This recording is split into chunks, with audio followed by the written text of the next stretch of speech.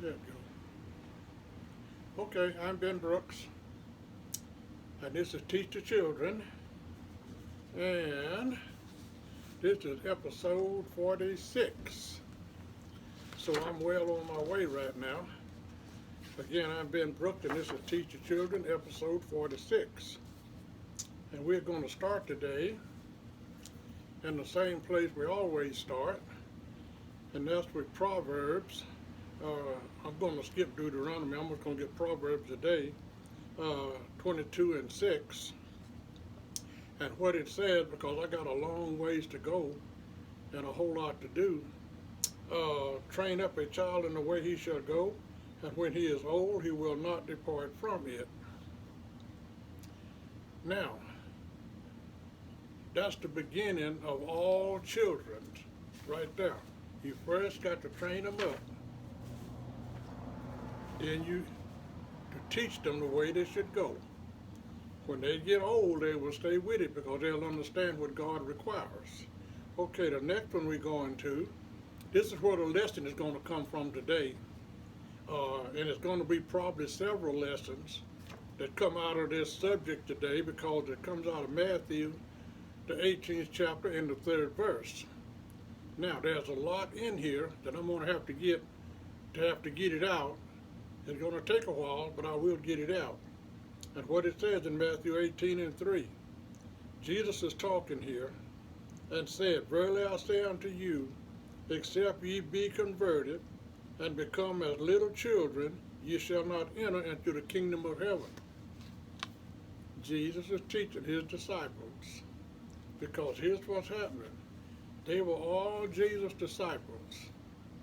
He had to teach each and every one of them, including thousands of other peoples, what they needed to know in order to get to heaven. And the first thing you're supposed to learn when you get to be a disciple of Jesus Christ is that you have to start from a little child. Now, where I started after they was old, because I wanted people to understand how to get to heaven as quick as I could. So I taught them from the 3rd chapter of John that you got to be baptized in water, you got to be baptized in the Spirit if you want to get to heaven when you die. So that's the reason I started in that place, and I came forward this way, running as fast as I could run to get people to heaven as quick as I could. Now I'm going to back and start not at the beginning of time, but at the beginning when Jesus came on the face of the scene. That's where I'm going to start at today. Now, this lesson comes out of the book of Matthew, the 18th chapter and the 3rd verse, and this is what it says. Jesus said, Verily I say unto you, except ye be converted and become as little children, you shall not enter into the kingdom of heaven. Now, that's the way it is. You got to be converted and become as little children. Okay, now this lesson today, it's not coming from except ye be converted. It's not coming from there. I'm going there a little while later. Where this one is coming from, and become as little children. First thing, before you get converted, is becoming a little child and little children. And that's what we're going to be talking about today, because people don't understand the value of little children. Most people don't understand how to raise up little children. Little children is very important, because without children, this world couldn't stand without children. That's all it is to it. Because people is dying every day. We got to have people born every day, and we got to teach them every day. So now we're going to go to where the lesson is going to start from. And we're going to start at Luke, the 18th chapter, and the 15th verse. Again, I'm a disciple of Jesus Christ, and I'm teaching you people to become disciples of Jesus Christ and teach them exactly what Christ taught you to teach them. Now, Luke 18 and 15. And they brought unto him also infants, that he should touch them. But when his disciples saw it, they rebuked them. Now what the disciples done, they were rebuking the children, the infants' parents from bringing little children to Jesus, bringing infants to Jesus. That is babies. Now, Jesus was real displeased because you would have thought grown peoples would have had enough of sense to know that little children need blessing from God just like grown folks do, more so. Because if Jesus lays his hands on them and bless them, they come out great peoples on the face of this earth. They come out the greatest people there is on the face of this earth. They have phonostatic mind. They come out scientists. And all of those definitely educated peoples. That's right. They come out scientists, doctors, and all of that different kind of stuff. People that can really help the community. So what we're going to talk about today, and they brought unto him also infants.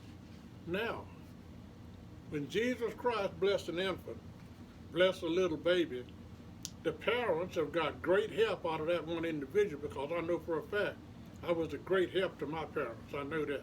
I was a great help to all of my brothers and sisters. I know that. Jesus Christ was a great help to all of his brothers and sisters. I know that for a true fact too. Now, from the time that Jesus lays his hand on an infant, that baby is being blessed right there through his whole life. And parents have to understand. You see, now, Jesus' disciples didn't know this, and that's why he had to teach them. A lot of other people didn't know it either, and he had to teach them also. The only thing them little infant babies wanted, their parents wanted them infants to have the best that God had to offer, and that's why they were bringing their babies to get Jesus Christ, because see, he was God in the flesh down here, and them people knew it. Everybody didn't know it, but some people did, and they believed in him. They believed him, and they followed his instructions. Sure, they brought the infants. Okay. Now, we're going to go to Matthew, the 19th chapter and the 13th verse. Now, we're still talking about bringing little children to Jesus Christ. We're still talking about bringing infants to Jesus Christ. We're still talking about Jesus had to teach them disciples just like he was teaching everybody else. Now, he didn't only have to lay his hands on them infants. He had to lay his hands on the parents, and he had to lay his hands on all of them apostles, on all of them disciples and apostles that he had too, the ones that he ordained to be with him while he was on the face of this earth. Too many people don't understand that Christ picked 12 men to be with him while he was on his ministry down here in this earth. And it was very important for everybody to understand that Christ came here on a mission. He came here to seek and save that which is lost. And then on top of that, God sent him down here to save the people that was lost. Sure, you're supposed to start with the babies. Everybody's supposed to start with the babies. Because if you train up a child in the way he should go, you're going to have less people in the community that's not worshiping God because they don't understand. People worship God because they understand that it's mandatory they worship God. We've got too many people that have not been properly taught. I was not properly taught. I have 8 kids walking around here on the face of this earth. A lot of things they don't understand because when they were young and babies, I hadn't been taught right. I hadn't been told the truth. I can't teach nothing that I don't know. The reason I know right now is because I took a whole lot of years to study it. It wasn't easy because every time I talked to somebody about the same scripture, they was giving me some other kind of answer. And you tend to follow what people say because a lot of people you believe in. You believe they're living right, you believe they're doing right. And they're not following Christ's instruction. It takes you a while to get over that. It takes you a while to learn that. Now, back to Matthew 19:13. Then were brought unto him little children, that he should put his hands on them and pray. Listen, they brought Jesus, at first they brought him infants. Then they brought him little children, that he should put his hands on them and pray. And the disciples rebuked them also. You see, them disciples hadn't been taught the value of Jesus Christ blessing infants and blessing little kids, just like they understood him blessing the grown folk and healing every manner of sickness and disease. They understood that real good. But they didn't under him having to pray for little children. They thought that was the parents' job to take care of the little bitty children. Well, it may have been the parents' job. The thing of it is now, everybody needs a touch from Jesus Christ. Everybody that ever was and everybody that is. Because Satan is not playing. Now, if Satan get a chance to get hold of you, he's going to turn you every way but loose. And he may not turn you loose. You may die in your sin. That's highly possible. Christ had to teach them disciples and them apostles what they needed to know. And he started right here with these infants and these little children. He started teaching his disciples and apostles. Now, when you go to school up under Jesus Christ, you get the best education that God has to offer. You can't get no better education than what Jesus had to offer.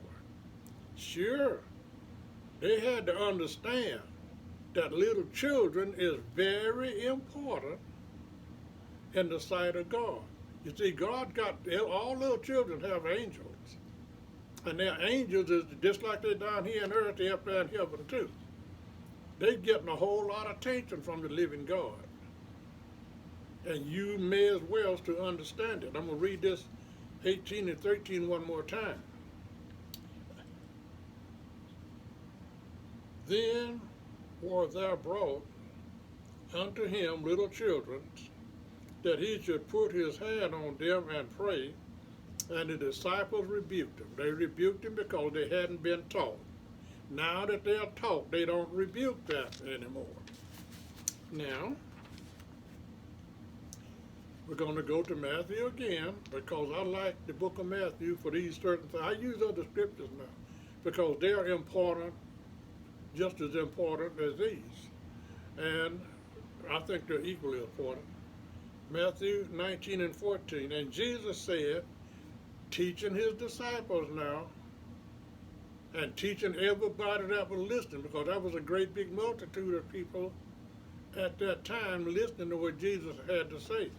Now listen, they understood exactly what Jesus was teaching them disciples, and a whole bunch of them people now followed it just as close as Jesus Christ did. They followed it just like Jesus did. What Jesus was teaching them disciples, all of them people that were listening, that was taking heed to what Jesus was saying, and they were following exactly what Jesus was teaching. Let me go over Matthew 19 and 14 one more time. And Jesus said, suffer little children, and forbid them not to come unto me, for such is the kingdom of heaven. The kingdom of heaven is what you got on the inside of you. You've got to have it in you if you got it. You can't carry it on the outside. No, it ain't nothing that swings around on the outside. No, the kingdom of heaven is within you. That's where it's at. And Jesus told them disciples, they may not have no sin and they may not be guilty of nothing right now, but let them come unto me anyway, and let me lay my hands on them and pray for them. When that happened, then you've got the power of God, on the kingdom of God on the inside of you. Then when you get it in you, it can do you some good. Matthew 19 and 14. But Jesus said, suffer little children, forbid them not to come unto me, for such is the kingdom of heaven. The kingdom of heaven is within you. Let them little children come, and I pray for them, and you guys are going to have to pray for them also, because what he's telling them disciples is, when I get you trained up in a way that you can handle it your own self, then I'm going to turn this whole thing over to you. You see, he taught them disciples everything on the face of this earth that they needed to teach people, and that they needed to get people back to heaven when they die. The purpose of this ministry is to get people back to heaven when they die. You see, a lot of people don't understand exactly where I'm coming from. Because you see, what I'm teaching is, I'm teaching you to get back to heaven. You see, everybody don't know it, but everybody came from heaven down here. That's a whole lot of lessons right there. And I ain't fixing to go there right now either. But you see, you got to understand, in order to get to heaven, there has to be something pulling you up there. Now, you can't get there. You see, the first man, Adam, that was made, and the first lady, Eve, that was made, they were created in heaven. They were created perfect, holy angels. And they're walking around up there right now. Sure, God made Adam out of the dust of this earth. That's the way he made Adam, but guess what? He didn't make Eve like that. Sure, she's the same flesh that everything Adam is, because God took the woman out of the man. She's the exact same flesh, everything it is. But there's something happened now that billions of people don't understand. That woman has got something that a man don't have. That woman has a womb. And she can give birth. I got news for you. Just think about something for a few minutes. Let your mind go plumb back 1 billion years before this earth was here. And think about something. Before God created any angels in heaven, let your mind just go back there for a little while. You see, Satan don't know where he came from. All he knows is he came into existence. You understand that? Jesus Christ was the first being created. The very first. He's the one that made everything that's in existence. Because God himself is the Spirit. Jesus is the Spirit and the being that creates. Now, just supposing God, the Spirit, created a womb in heaven and it could give birth, and everything that came into existence after that womb was made would have no idea how they got there. Just think about that for a little bit. Give it some thought. Do like I've done. Lay down and meditate. And then think about it and get up and meditate some more. Just supposing now God had a way of creating all kind of beings, everything on the face of this earth, from a womb, and nobody knows how it happens. Now you take like the devil himself. He didn't understand that God created him. He thought he had so much power till he could build him a kingdom up above God's kingdom. No, he ain't no more than a man, just like we is. He's a spirit. We all understand that. We all understand that he got limits and he got bounds. We all understand that God put a whole lot of things in his hand that he can do. He can tamper with us as long as we live. And if you mess up and start following him, guess what? You ain't going to get back into heaven. It ain't going to be no sin in heaven. Now, God will forgive sins. Because he said so in the book of Genesis 3:22. If you want to check me out, I'll let you do that. Because God told Adam, sure, Adam had messed up. He had messed up big time.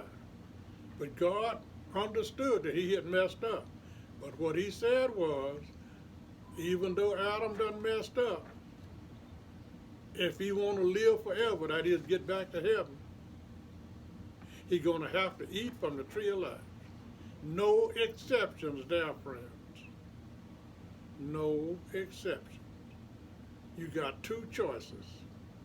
You can go to that place that God got prepared for the devil and his angels, or you can eat from the tree of life and live forever. Now Jesus said something when he was walking this earth. I done already told y'all. Let me back up here and get this right quick. It's in Matthew 19 and 50 because I'm getting a little bit too far out and I'm getting too far in it because my mind is going in there. And my teaching today was supposed to be about little children, how God loved them, and what we supposed to, how to treat them and how to raise them up in the way they should go. The way they should go is letting Jesus, time their infant, lay his hand on them and pray on them. That's what's supposed to happen with an infant when he's first born. Now, I've seen some people do just that. I've seen them take their little bitty infants to church and lift them up and give them to God. I've seen it with my own eyes. I've seen that, and that's what's supposed to happen. Matthew 19 and 15, and he laid his hands on them, all these little children I've been teaching you about back here. Jesus laid his hands on them and departed. Now, that's as much as he had to do, that's as much as he needed to do, was lay his hands on them infants and them little children and pray for them and go on about his business and teach some more kids and some more grown folks somewhere else. He didn't just stay in one place now. He kept moving and going different places. He was going places every day teaching a whole lot of people. Sometimes he stood in one place for 3 days. Sometimes he kept that crowd following him up for 3 days. Any way you look at it, as long as they was following him, a whole lot of time they didn't have nothing to eat. But they kept following him up to as much as 3 days. Because you see, humans have to eat. And they can't do without food too long because they'll get hungry and they'll run out of strength and they'll faint. Now, back to what God told Adam. You see, it's a whole lot of things y'all don't understand. Let's just back up to Adam and Eve on the first kids they had. The very first kids that Adam and Eve had. Sure, God made Adam first, and he took Eve out and brought her to him. They were grown folks when God made them. They were grown now. They had to do what God ordered in order to get some babies, and all grown people know what that is. It's a natural fact. God put sex here for people, a man and a woman, to have a family after they do the sex. Now, them first kids that Adam and Eve had, they were half angel and half human. Sure they was. Now, one of them was born before the other. Sure they was. One of them, because of what God done for one, and he wanted to get jealous, he killed him. I'm going to let you people in on a secret right now. I ain't fixing to follow it up. But that guy, one murdered the other one. The one got murdered. The one got murdered was the firstborn. Got your attention that time, didn't I? I say the one got murdered was the firstborn.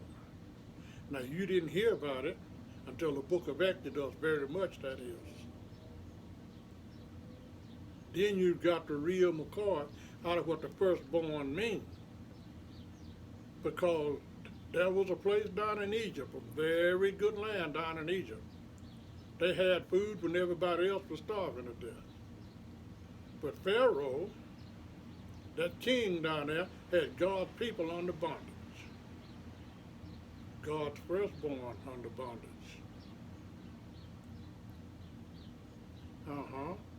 And God sent a prophet to tell him, let my people go or else.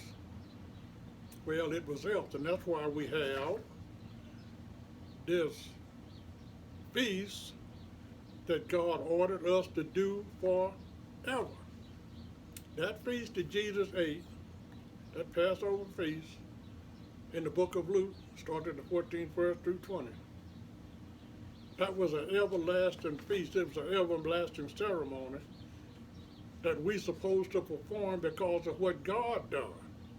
God freed his people. You ain't gonna hold God people bondage. Now we got people today that's holding people bondage. Yeah, they think they're holding God people bondage right now. Because if you don't do what they say, they'll kick you out of the church house. Mm-hmm. That's what they'll do. They got people bound right now. You either do what they say or they kick you out of the church house. Now, that ain't what I came here for, but that's what came out. Now what I want to do is I wanted to clarify a few things today before I ended this episode. I wanted to clear up a few things, and I don't think I'm going to actually do it right now. Uh, but what I am going to do, I might go a little bit into it. What I am going to do, I want you to understand something about that Passover feast. You see, that Passover feast was held on the 15th day of the first month of the first year. There is some things humans can't change. God made this earth and everything in it in 6 days, and he rested on the seventh day. And you can't change it.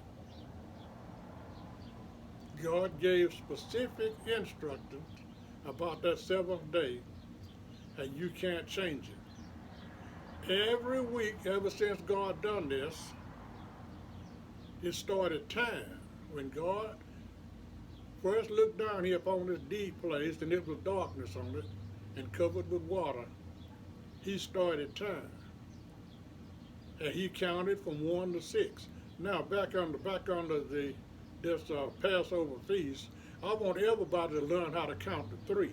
How many of you people out there can't count to 3? There's a whole bunch of you out there can't count to 3, ain't there?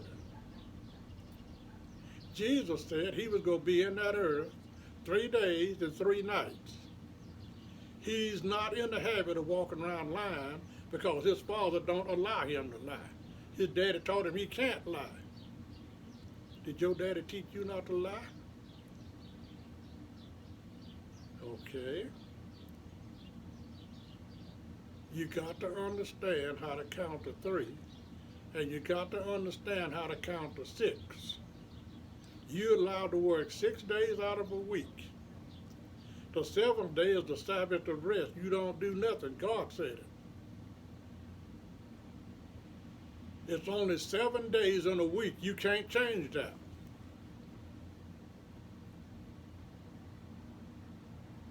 That started in the book of Genesis, in the beginning. Now, in the book of Exodus, the 12th chapter started at 1. God said, this is the beginning, the first day. Listen, can you guys count to 7? He said, this is the first day unto you. Talking about his chosen people. And he changed some things right there, and I ain't fixing to get into it. Because I'm a teacher, a positive teacher. Sure, I say some things to stir your pure mind. I want you to understand something too about Ben Brooks and about this Passover feast. You see, every one of them people back in Jesus' days, sure, they got a lot of different situations written up about that Passover. People ain't following what Jesus done and what actually took place. I want y'all to understand something. It happened just exactly in the book of Luke as it did in the book of Exodus. There ain't no difference in it. I'm going to put you another calendar up on this screen probably next week or something like that, maybe before this weekend, I don't know. But I am going to put you nothing up there. And I don't want you to count to 7 this time. I don't want you to count to 6. All I want you to do is be educated enough to count to 3. That's all I want out of you, is 3. Because Jesus was in the ground 3 days and 3 nights, and it's written in the book of Exodus, and it's written and that's in the Old Testament. It's written in the book of Luke and the New Testament. Matter of fact, Matthew, Mark, Luke, and John, it's all 3 of them, but But I want y'all to understand something today about Ben Brooks, and I'm going to read it to you out of the Bible, and I want you to study it after I give it to you, because I ain't playing one bit.